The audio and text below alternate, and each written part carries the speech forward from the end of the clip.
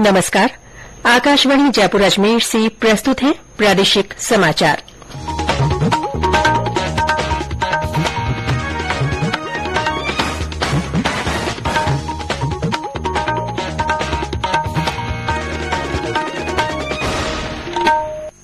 मुख्य समाचार। प्रधानमंत्री नरेंद्र मोदी कल विकसित भारत संकल्प यात्रा के तहत केंद्र की जन कल्याणकारी योजनाओं के लाभार्थियों से संवाद करेंगे। प्रदेश में भी यात्रा को लेकर तैयारियां जारी। भाजपा विधायक दल की बैठक 10 दिसंबर को संभावित। बैठक के लिए 3 पर्यवेक्षक नियुक्त। भारतीय रिजर्व बैंक की मौद्रिक नीति की घोषणा। रेपो रेट 6.5% पर बरकरार।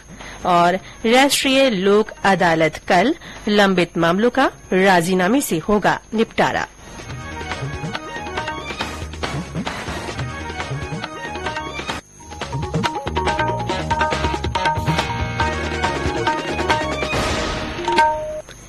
समाचारों के साथ मैं रितिका गुप्ता। और अब समाचार विस्तार से। प्रधानमंत्री नरेंद्र मोदी कल वीडियो कॉन्फ्रेंस के माध्यम से विकसित भारत संकल्प यात्रा के तहत केंद्र की जन कल्याणकारी योजनाओं के लाभार्थियों से संवाद करेंगे। देशभर से हजारों लाभार्थी, 2000 से ज्यादा विकसित भारत संकल्प यात्रा वाहन, हजारों कृषि विज्ञान केंद्र और सेवा केंद्र वर्चुअली इस कार्यक्रम से जुड़ेंगे। इसमें बड़ी संख्या में केंद्रीय मंत्री, सांसद, विधायक और स्थानीय स्तर के प्रतिनिधि भी शामिल होंगे। सरकार की प्रमुख योजनाओं का लाभ पात्र लाभार्थियों तक समयबद्ध तरीके से पहुंचाने के उद्देश्य से देशभर में विकसित भारत संकल्प यात्रा आयोजित की जा रही है। प्रदेश में भी विकसित भारत संकल्प यात्रा को लेकर तैयारियां की जा रही हैं। आज चिकित्सा और स्वास्थ्य विभाग की अतिरिक्त मुख्य सचिव शुभ्रा सिंह ने यात्रा की तैयारियों को लेकर वीडियो कॉन्फ्रेंस के माध्यम से बैठक की।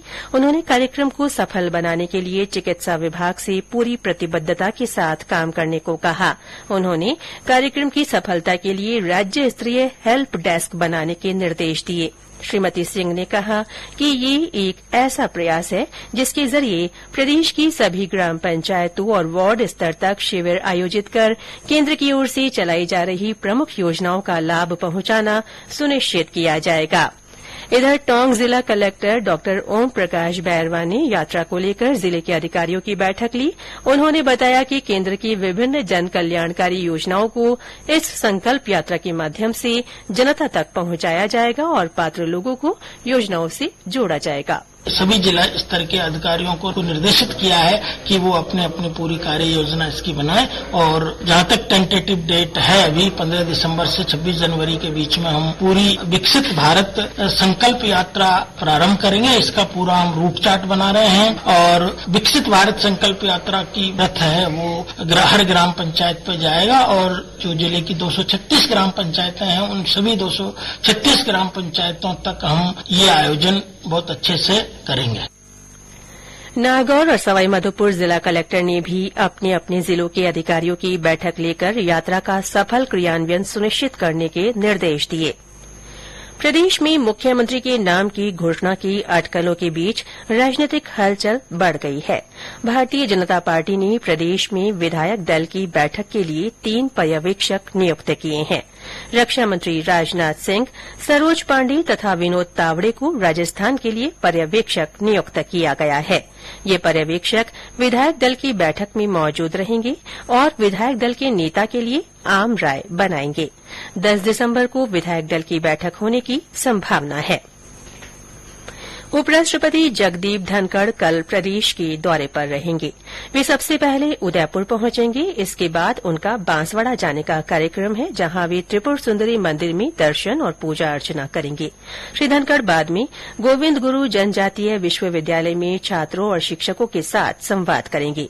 श्री धनखड़ जयपुर होते हुए दिल्ली लौटेंगे।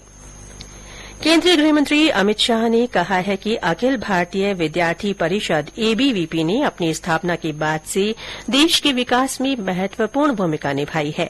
आज दिल्ली में एबीवीपी के 69वें राष्ट्रीय अधिवेशन के उद्घाटन समारोह को संबोधित करते हुए श्री शाह ने कहा कि चाहे भाषा आंदोलन हो, शिक्षा आंदोलन हो या संस्कृति का संरक्षण, अखिल भारतीय विद्यार्थी परिषद हमेशा सबसे आगे रही है। जोधपुर के राजकीय उच्च माध्यमिक विद्यालय पाल में आज मानवाधिकार दिवस के उपलक्ष्य में विचार गोष्ठी आयोजित हुई। केंद्रीय संचार ब्यूरो की ओर से और भारतीय प्रतिभूति और विनिमय बोर्ड तथा विद्यालय के सहयोग से आयोजित संगोष्ठी में विद्यार्थियों को मानवाधिकार के संबंध में जानकारी दी गई।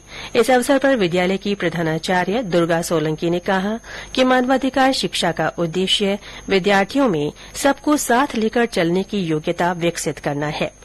कार्यक्रम के दौरान केंद्र सरकार की 9 वर्षों की उपलब्धियों पर आधारित जन कल्याणकारी योजनाओं की फ्लैक्स फोटो प्रदर्शनी भी लगाई गई।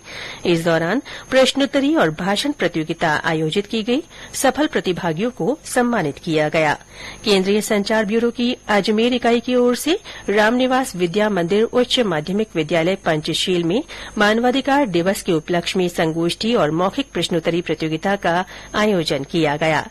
संचार ब्यूरो के क्षेत्रीय कार्यालय सिरोही की ओर से आज सिरोही जिले की आमलारी पंचायत समिति के बग गांव में केंद्र की जन कल्याणकारी योजना आधारित प्रदर्शनी लगाई गई। विभाग की ओर से ग्रामीणों को विभिन्न योजनाओं की जानकारी देने के साथ ही उन्हें केंद्रीय योजनाओं की प्रचार सामग्री का वितरण भी किया गया। ये समाचार आकाशवाणी जयपुर अजमेर से प्रसारित किए जा रहे हैं। भारतीय रिजर्व बैंक ने रेपो रेट में कोई बदलाव नहीं किया है। रेपो रेट 6.5% पर बनी रहेगी। मौद्रिक नीति समिति की समीक्षा बैठक के बाद आज रिजर्व बैंक के गवर्नर शक्तिकांत दास ने बताया कि लगातार 5वीं बार दरों को यथावत रखा गया है। उन्होंने बताया कि समिति ने एकमत से प्रमुख दरों में बदलाव नहीं करने का निर्णय लिया है। श्री दास ने कहा कि स्टैंडिंग जमा सुविधा दर को 6.25% और मार्जिनल स्टैंडिंग सुविधा दर तथा बैंक दर को 6.75% पर रखा गया है। उन्होंने कहा कि चालू वित्त वर्ष 2023-2024 के लिए वास्तविक सकल घरेलू उत्पाद दर पहले की 6.5% की बजाय 7% प्रस्तावित है। श्री दास ने कहा कि वैश्विक अर्थव्यवस्था में मंदी के संकेत है, लेकिन भारतीय अर्थव्यवस्था लगातार मजबूती की ओर बढ़ रही है।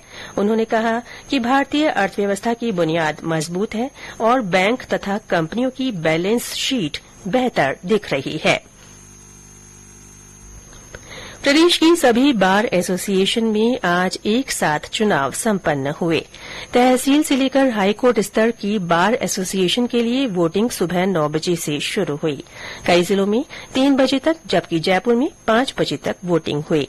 इन बार एसोसिएशन से 1 लाख से ज्यादा अधिवक्ता जुड़े हुए हैं। पूरे राज्य में सभी बार एसोसिएशन के चुनाव एक साथ करवाने के लिए याचिका लगाई गई थी, जिसे न्यायालय ने स्वीकार कर लिया था। एक साथ चुनाव होने से एक अधिवक्ता एक ही जगह पर मतदान कर सकेगा। राष्ट्रीय लोक अदालत कल आयोजित की जाएगी। ये इस साल की चौथी और अंतिम लोक अदालत होगी। राजस्थान उच्च न्यायालय सहित प्रदेश की सभी अधीनस्थ अदालतों के साथ साथ राजस्व न्यायालयों, उपभोक्ता मंचों और अन्य प्रशासनिक अधिकरणों में ये अदालतें लगाई जाएंगी। राजस्थान राज्य विधिक सेवा प्राधिकरण जयपुर की सदस्य सचिव प्रमिल कुमार माथुर ने बताया कि उच्च न्यायालय की जयपुर पीठ में कार्यवाहक मुख्य न्यायाधीश एम श्रीवास्तव लोक अदालत का शुभारंभ करेंगे। श्री माथुर ने बताया कि लोक अदालत के माध्यम से न्यायालय में लंबित राजीनामा योग्य मामलों का निपटारा किया जाएगा। इसके लिए कुल 505 बेंचों का गठन किया गया है। इनमें ऑनलाइन और ऑफलाइन माध्यम से सुनवाई की जाएगी। जयपुर जिला कलेक्टर प्रकाश राजपुरोहित ने जिले में वर्ष 2024 के लिए 2 स्थानीय अवकाश घोषित कर दिए हैं। मकर संक्रांति और शीतलाष्टमी का स्थानीय अवकाश रहेगा। आदेश के अनुसार मकर संक्रांति का 15 जनवरी और शीतलाष्टमी का अवकाश 1 अप्रैल को रहेगा। राज्य में तेज ठंड का असर बना हुआ है। शेखावाटी में कड़ाके की ठंड पड़ रही है। सीकर से हमारे संवाददाता ने बताया कि वहां तापमान में लगातार गिरावट हो रही है। सीकर जिले में सर्दी अब पूरे परवान पर है। तापमान में निरंतर गिरावट हो रही है। फतेहपुर शेखावाटी में आज सवेरे का न्यूनतम तापमान 4 डिग्री सेल्सियस दर्ज हुआ। दिल ढलने के साथ ही सर्दी बढ़ने लगती है। सुबह सुबह आसमान में कोहरा जमा रहता है। मौसम में आए बदलाव से दिनचर्या में भी परिवर्तन हो गया है। हालांकि दिन निकलने के साथ मौसम साफ रहने से सर्दी का असर कम रहता है। बाल मुकुंद जोशी, आकाशवाणी समाचार, सीकर।